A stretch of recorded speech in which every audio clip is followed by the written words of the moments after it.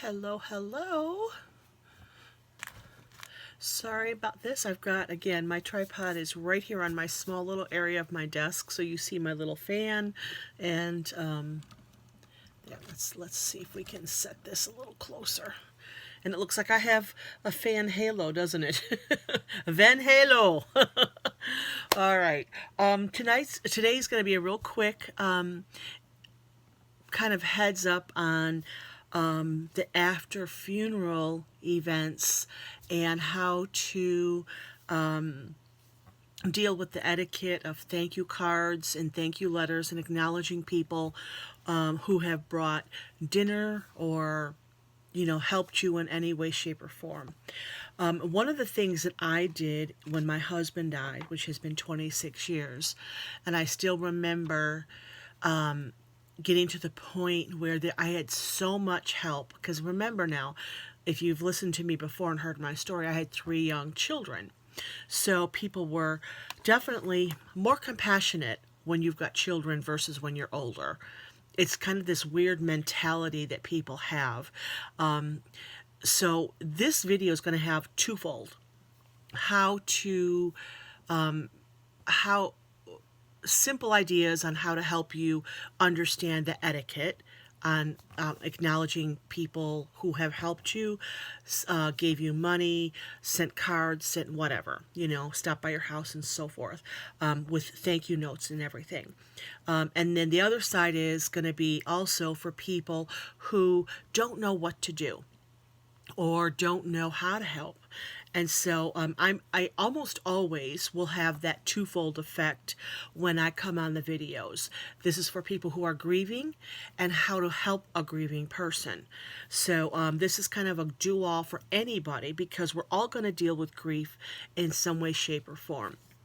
So it's interesting that, okay, so I started to say about when my husband died, there were so many people bringing food, bringing making calls and things like that. And then of course the fact that of course, like, we had kids, so the last thing you want to do is go to the grocery store. And I remember thinking that very vividly for a few weeks after my husband died, is the last thing I want to do is go to the grocery store.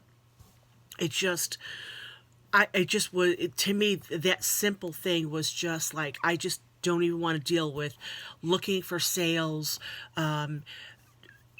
checking my list to make sure I picked everything up. But I will tell you, always, always, always, and forever, always make a list. Keep a pad of paper handy. Go to the dollar store and get a couple of pads of paper, or index cards, something that will, post-it notes, things like that. And the dollar store has all of those things for $1.25.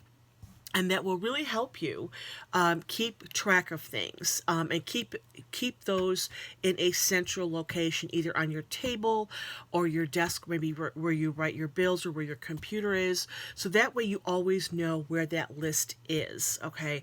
So, but I remember thinking, with all those people coming to my house, dropping things off, I was forgetting who brought what. Or maybe I might have been disengaged. I was on the phone with somebody, or I might have been taking a shower. Someone would drop by and drop something off, a meal, whatever, pop, groceries, things like that. And I wouldn't connect it, because I needed that visual. So like if I saw Susie coming in with a bag of groceries, I'll remember Susie was here. I might not remember what she brought. And there were those times where I had that disconnect because there were so many people that were bringing things. Who brought the pop, who brought the gift card, who drove the kids to baseball. It started getting so jumbled in my head. Totally normal, because you got a lot going on. The brain fog is setting in. You've got new stressors. You're sad because of the loss of your loved one. So there's all those things going on. So keep that pad of paper handy. A steno book is helpful because that stays attached. Versus it might be easy to lose a piece of paper. But the piece of paper, and then with our phones, it makes it easier. You know what? I still do this today. I'll make my grocery list. And while I'm having my coffee in the morning, you know, because I'm fresh thinking, what am I going to make for dinner? Oh, yeah, I need onions or I need whatever, whatever. And I'll make my list. And inevitably, I will leave the list on the table and go shopping and then always forget one or two things. So the phones make it kind of nice because what I'll do is take my phone, take a picture of my list, so that way if I do forget my list, I have it on my phone that I could pull it up. So that's another trick. So I hope that here on this video, my phone keeps going in and out. I think it's not my internet, it's this goofy phone. And it's an iPhone and it's a newer one. Worst phone ever. I have so many problems with it. So if I go in and out, I apologize. It's not my internet. My internet is stable. I've got full bars, the whole thing. It's this goofy phone. So anyhow, so we're gonna touch base here on the thank you note. So the funeral is over. And you've got maybe cards still coming in the mail. The cards in the mail make it easier because when you take the card out of the envelope, you can keep the envelope on the desk for as long as you need to. And then once you write the thank you note, you could throw the envelope in the garbage. Better than that, what I always did was I would take the card, and I'm trying to find some kind of card here. This is not a card, but so I would take the card when I was sitting down to write the thank you notes, which I think I began it about 2 weeks after. It's not something, and I love writing, and I love cards. Anyone that knows me knows that's my little gig. That's my thing. It comes very natural to me, but I know people hate to do it. So there's multiple ways you can do this. So I would take the cards. So I've got my stash of cards in a basket or however you want to put it together. If you've had a larger funeral where you maybe have 30, 40, 50 cards, you might want to get a basket and just, or even a Tupperware bowl or something of that sort to hold your cards and put them in there. That way it's a visual. I've got to address this thing at some point. And you don't have to do it all at once. So that's number one. You don't have to write these all at once. Either order you can order postage stamps online, get them at the grocery store. I think Target, Walmart, and so forth. They all sell them if you remember to. I never remember to get my stamps at the grocery store.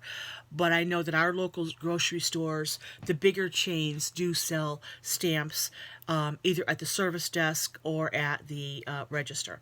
So anyhow, I put my cards all in a basket.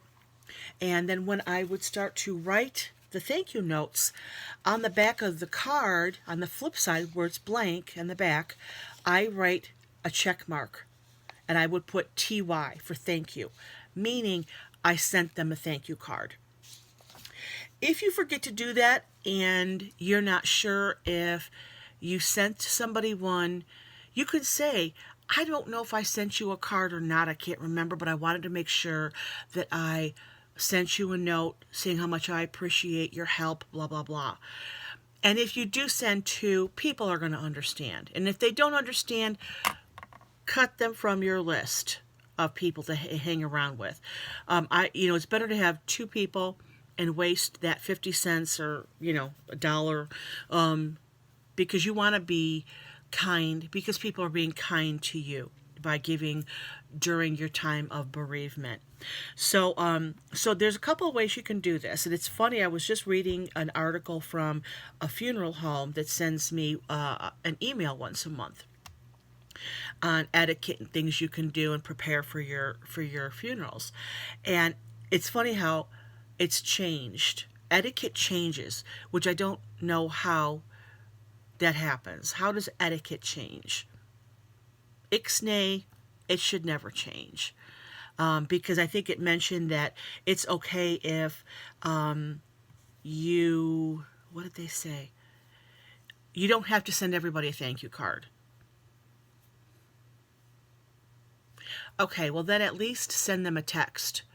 And I think they didn't indulge in that, but it's still not the same. If it's a distant person, like maybe a coworker that you don't really know well, but you know that they stopped by the funeral or the wake, they left you something, gave you a card, gave you money, whatever it is, you can acknowledge them by an email or by a text. I think that could be appropriate if it's somebody that's really distant.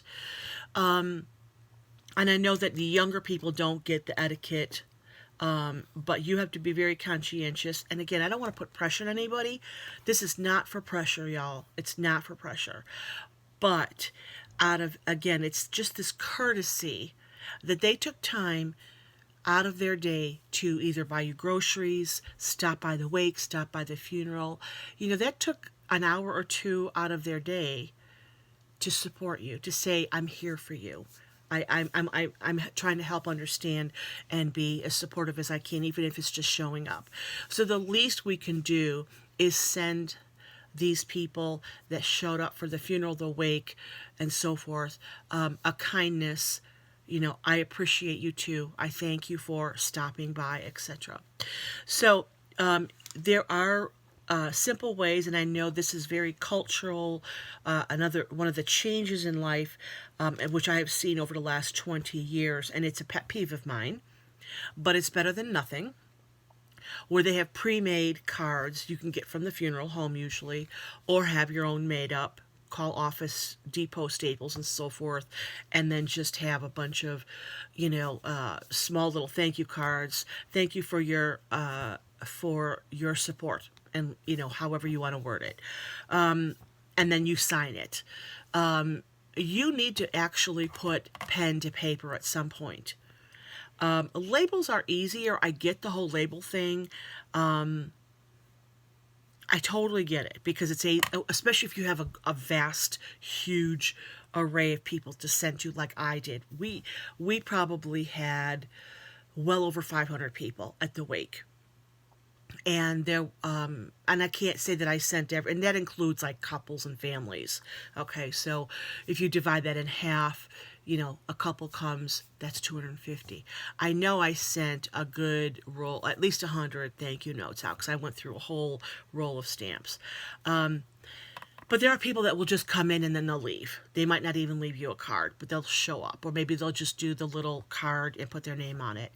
So you can send, I guess you can, this is how I would divide it up. For someone that just showed up, say a coworker or someone in your community that you don't really know, and sometimes you won't even have an address for a person. If you don't, you don't.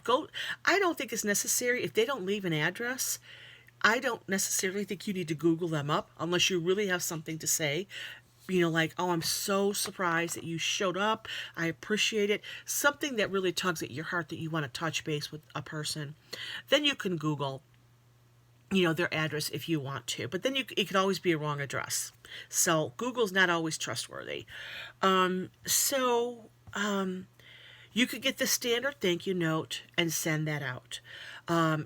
You could, if you are really dreading that moment of having to write this all out, you can ask someone close to you that doesn't mind stamping and addressing.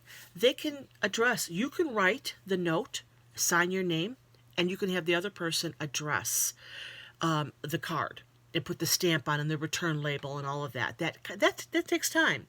So that's one way to do it. That's one suggestion, is having somebody else help you, or if you have children or whatever. Again, that's my little gig, and people that know me know that I love cards and doing that thing. So I did it all. And I did have one or two people say, I'll help you. And I'm like, no. That would make me nervous. It would make me anxious. I wanted to do it myself. It is one of my things that I enjoy doing. So for me, that wasn't even an option, even though I had one or two people ask if they could help, and I said no, because I would just feel so uncomfortable. And then you have to realize too, they're going to know what these people gave you. So if someone drops $1,000 in your plate, do you want the person helping you know that somebody gave you $1,000 or gave you a $500 gift card for the grocery store or whatever. So you want to get someone that's really trustworthy, someone that you know isn't going to go gossip and things like that. So these are little things, little tricks that you got to think about that we don't prepare for. So you've got that. So you can get the pre-made thank you cards. Again, there are thank you cards. You can go to like Walmart, Target, and so forth, and buy pre-made thank you cards, 10-pack for, I don't know, $5 or something like that. I haven't looked in the stationery department in those stores in ages, so I don't know what the price point is at this point. The dollar store might have some as well, so that might be. I think I had some of those simple ones on the side for people that I didn't really know, but they showed up. There were many, I would say 10% didn't have an address. They just left their name and they maybe put cash in the card or whatever. I had no way to thank them. So, it is what it is. And then what else? Some suggestions on what to say. So, again, if you have a lot of cards to write, whether, you can get through 10 of them in a couple of days. But if you have a normal size wake and funeral, and host of people that have been helping you, that could, we're talking like 100 or more, that could take you a couple of weeks to write these thank you notes out. That's totally okay. I myself have had thank you cards come 5, 6, 7 weeks after the death, and I have kind of not really looked at the time frame or thought about them sending me a card, and then I look back and think, oh my goodness, it's been 2 months or whatever. So it's okay not to have to sit down and do it all in one day, unless you want to conquer. Get that checklist off and you can do it. Put some music, TV on, or whatever that will help you stay calm and focused on the event of getting this done. Do what's good for you. So if you want to do it all in one day, perfect. If you want to acquire somebody to help you put the stamps and the addresses on, perfect. And then they can drop it off at the post office. That's awesome. Understand, too, that you're going through a lot of stress with this change. You're grieving. There's sadness. So you're still, walking through this process of grief. So you want to make sure that you're giving yourself grace. Get some chamomile tea. Have your fluids. Take a little walk break if you need to. But just get yourself kind of settled in when you get to that place where you're ready to do it, so that you're semi-focused. It's not hard, but it is an endeavor a lot of times. So make a plan to do like every Saturday for the next 3 weeks or until it's done. I'm going to sit down and do as many thank you notes as I can on Saturday or Sunday, whatever day you choose, and get it done. And if you only do 10 one day and 20 another day, that's just right where you're supposed to be. Don't make this a stressful situation. People understand that you're going through the grief process. So the other thing is, you can write something as simple and as elaborate as, thank you for the mass card. My loved one, you can name the person. Really appreciated the services at XYZ church, appreciated the pastor, whatever it may be. You can indulge as much information as you want. I found that the more personal my relationship with somebody, the more I wrote in the card, okay, because there was a heart connection. So for those people who are distant, a simple thank you for your support, thank you for the card or whatever it is that they gifted you, that's enough. With gratitude, and then sign your name, period. Because again, it's just an acknowledgement. Let me tell you too, it was like one of the other things I didn't realize when we had my husband's wake, which was the first wake and funeral I ever had to really host. Like we buried our babies, but it was an intimate family thing. It was just like 15 of us, and that was it. We just had the service, and that was it. It wasn't everybody invited. We didn't do we just did the burial, the service, and that was it. So when my husband died, it was a full-fledged service, and I didn't even think about it. I had heard about a little bit, and we're talking 26 years ago, and I think now it's a much more common knowledge that people will come in and steal the cards and hope that there's cash there in the cards, because a lot of people will give cash, and if there's $50, that's $50. That person who's just stole your grieving card, and they don't care. The people that are skanky and stealing, they don't care about you. They're there to steal. And it could be anyone could walk in, especially if it's a larger wake and service. Anyone could walk in and slip a card out because they just have them on those little hooks. So I learned this from my funeral directors, and they would come and they said this to me that I think the day of the wake. They said we will have someone nearby the signage to make sure that there's enough pens, to make sure that the pages are flipped over when people are signing them, and we will take the cards out and we will put them in our office in the safe because people steal. And I remember thinking, oh my goodness, as a grieving widow, who thinks about someone being that ugly to come in and steal your grieving card for people that are supporting you, So, I just thought, whoa, we got to think that way. How terrible. So, with that said, and then afterwards, I think it was, I don't know if it was that night when we left. I think it was the next day.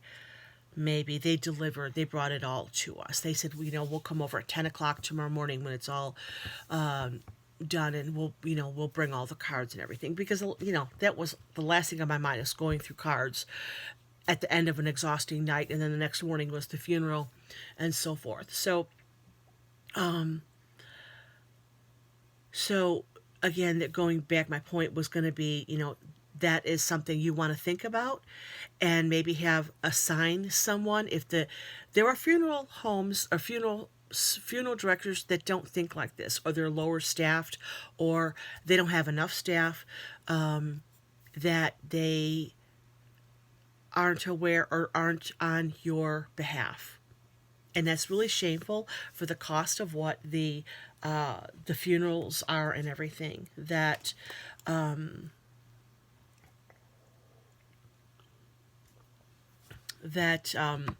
you have to worry about that kind of thing. But you might want to have somebody, a loved one, and let the director let them know.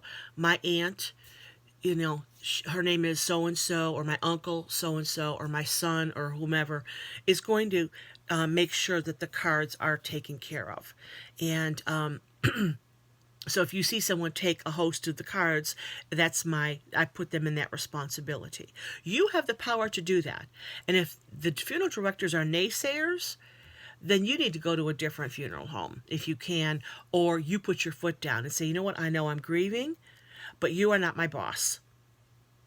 And I am going to make sure on my behalf, someone I trust and I know fully is going to be watching out for my good. So you have the power to say that with grace, but with sternness, that I am going to have my whoever it may be in charge of making sure that little area is taken care of. Okay, so you do have that.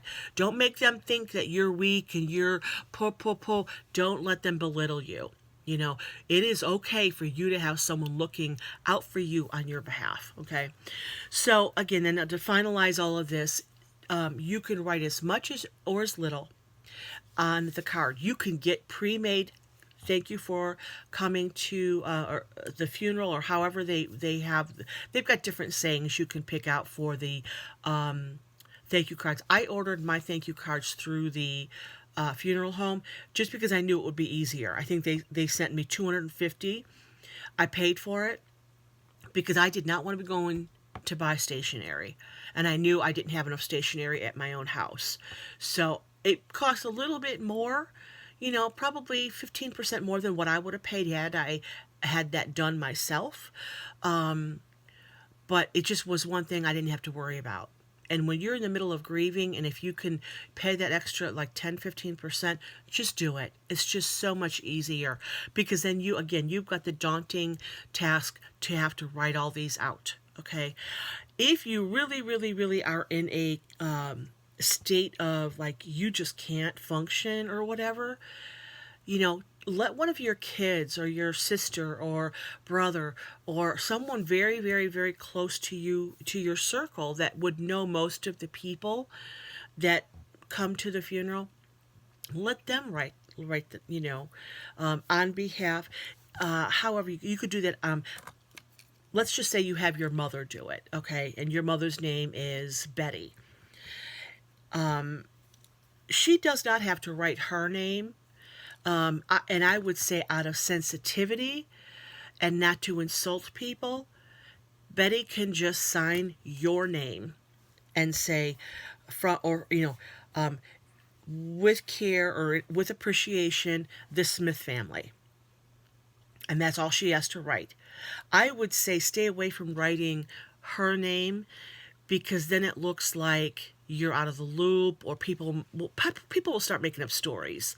You want to avoid gossip. You want to avoid hurt feelings and all that kind of stuff. And I know that's not what you want to worry about when you're grieving, but sadly enough, as a grieving person, we have responsibility to take to help other people understand what we're going through. That's just the way it is. It's just part of the grieving process. And again, that is one of my things that I want to be an advocate for, is sharing with people who are grieving and how to get through that process. Okay. So, again, so the thank you notes are the big thing for today's topic. Take your time, especially if it's a larger amount of people that came to the wake and the funeral and things like that. The people that come by along the week, the time, to just give you support. Anyone that came in to support you, you want to send a letter of appreciation. And it could be something, again, as simple as just, I just really appreciate you, and then sign your name, and then send it off to them. And they will understand. If they don't understand that you didn't write this lengthy, long thing and call you afterwards, they're needy people, and they're kind of high demand, and I would distance from them while you're going through this grief process, because you don't need high-strung people in your life during the time that you're trying to figure out this new grieving period with the loss and the emptiness and the void of your person that has passed away. So it is okay for you to put up boundaries, put that fence up, lock the gate if there are people that are intrusive, who are making you stressed out. And if you have a rapport with someone, you can say, you know what, I'm really feeling stressed, and I really can't have this conversation right now. It is okay to say that in love, in compassion. If you get snarky about it, then again, while you're grieving, it's just really tough, sometimes we're going to be snarky because we're tired, we're stressed, we're brain fogged, we're trying to muddle through and get through this period of time, learning the new normal. So again, I always look at it as, I know I'll get snarky sometimes, but I want to avoid getting snarky because I don't want to have to go back and apologize, if that makes sense. So I just kind of put it into perspective, like when I know I'm in that pickle, in that place where someone's pushing me against the wall, and I want to get snarky with somebody, even if you're not grieving in a normal, you're normal living or in grieving, do I want to have to go back and apologize? Okay, I'm just going to shut my mouth and walk away. Because a lot of times, if someone pushes you to that place where you're wanting to get snarky, it's not a healthy place with that person. So you're probably best putting up that fence for the time being and walking away. So anyway, so if that makes sense with how to send out thank you cards and how to address that after you're grieving, time frame, there used to be a strict guideline. Again, the protocol changes through every 10, 12 years, 15 years. And I was just reading again an article from the funeral home saying that it's not necessary to write all the thank you notes, just like some thank you notes, which I think is wrong. And again, to go back and reiterate, I know with mine, there was probably a good 10% of the people that didn't even leave an address. They put cash in a card, wrote a note in the card, and I couldn't send them a thank you card because at that time we didn't have internet, so I couldn't have Googled them. But I thought, you know what? They're just saying, here's my gift.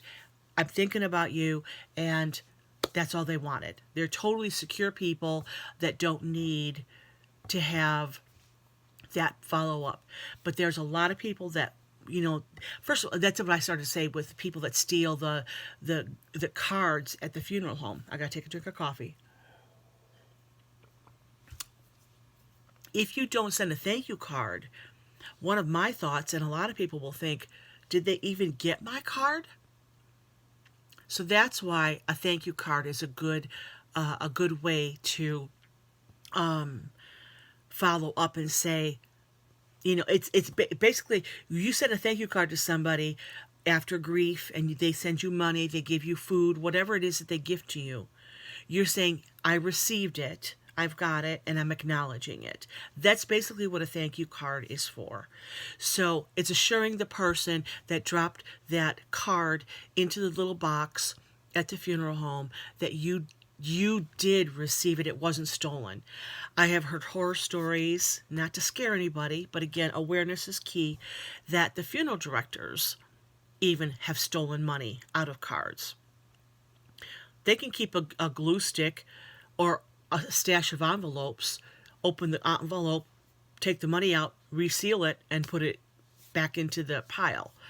So it looks like whoever gave you the card gave you nothing, So you want to be aware of that. So a thank you card really is a mandatory thing, but don't feel bad if they didn't leave you or you don't have their address. It is what it is. That person is just saying, I'm thinking about you, I'm giving you this, and I'll be praying for you, basically. But for the inner circle of people, you want to send that thank you note in acknowledgement. I got your gift. I appreciate it. And do it at your pace. If it's one a day, then you just do one thank you note a day. If you want to sit down and knock them out on a Saturday morning or a Sunday evening, do it that way. If you need to bring one or two people in to help you, do the addressing of the envelopes, the stamping, and take them to the post office. One other trick I did was I mailed them all at once, because during the course of those few weeks that I wrote my thank you notes out, even though I wrote them out, there were so many of them, I thought, did I send one to so-and-so? Somebody would pop into my head, and I didn't remember writing one to that person. So I would have the box. I had like an Amazon delivery box or something of that sort, and I had all the envelopes in there, and I had them in alphabetical order. That's kind of how I am. So I had that list there, so I could just go right in. Oh yeah, I did send one. I did write one to that person. So it's just kind of affirming. So I would say don't mail them out until they're all done, because it just helps you remember if you think of someone and you wonder, did I write a thank you note to them? So those are my little tricks. They're very simple. It took me a half hour to do that, but there are little tidbits there that we don't think about until we go through a funeral of our own that we have to plan out and do. So I thought this was a really good help when I got the email from the funeral home this week. You can sign up for funeral homes in your area, and they put you on an email list, and they will send you out information on funeral planning, and then just tidbits on how to get through grief. It's really come a long way in 26 years since my husband died, on how to help people while they're grieving. So that's why I'm here.